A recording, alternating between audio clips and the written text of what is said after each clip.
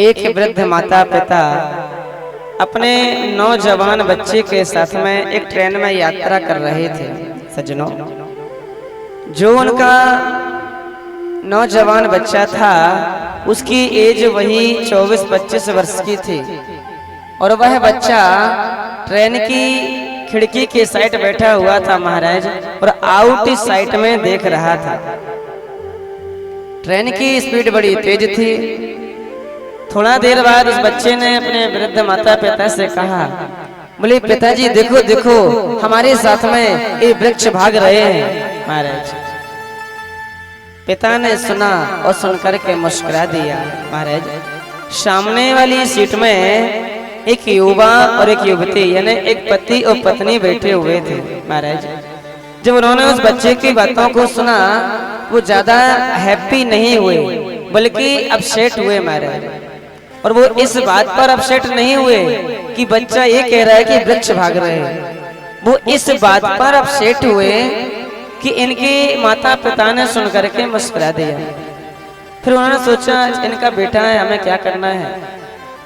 सज्जनों, थोड़ा देर बाद फिर उस बच्चे ने कहा, बोले पिताजी देखो देखो हमारे साथ में ये बादल भाग रहे हैं। पिता ने फिर सुना, सुनकर के मुस्कुरा दिया।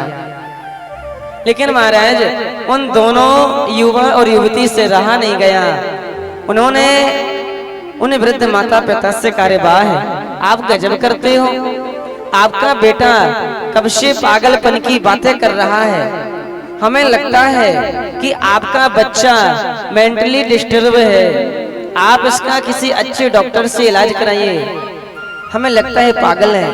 महाराज, उन वृद्ध माता पिता ने कहा कि आप बच्चे के विषय में कुछ जानते नहीं, बच्चे के दर्द को जानते नहीं, और आपने बिना जाने उसे पागल घोषित कर दिया, पागल कह दिया।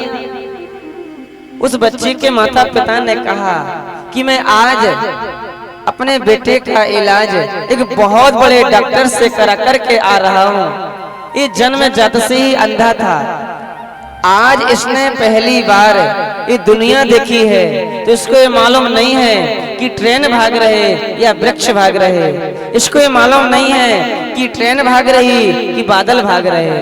महाराज, उन्होंने कहा अपने बेटे के बारे में बिना कुछ जाने पागल घोषित कर दिया। सज्जनों, वो दोनों युवा और युवती सकुचा जाते हैं, शर्मा जाते हैं और सिर नीचा कर लेते हैं। महाराज, सज्जनों, ये सत्य है कि वृक्ष नहीं भाग रहे, ये भी सत्य है कि बादल नहीं भाग रहे, लेकिन सज्जनों ये भी सच है कि उस बच्चे के विषय में वो दोनों युवा और युवती नहीं जानते, इसलिए उन्होंने ऐसा कहा। तो इसका मतलब क्या है, अर्थ क्या है कि जब तक हम किसी को अच्छे से पहचान न लें, समझ न लें, जान न लें, तब तक हमें अच्छे और बुरे का डिसीजन नहीं करना चाहिए। हमारा